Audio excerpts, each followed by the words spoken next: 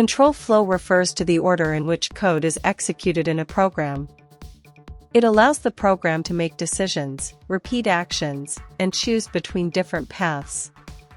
Conditional statements, such as if, and else, enable the execution of specific code blocks based on defined conditions.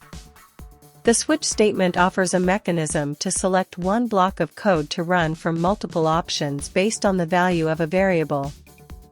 Loops, including for, while, and do while, allow the repetition of code as long as a specified condition is true. Jump statements, such as break, continue, and return, modify the normal flow of execution by exiting loops, skipping iterations, or returning values from methods.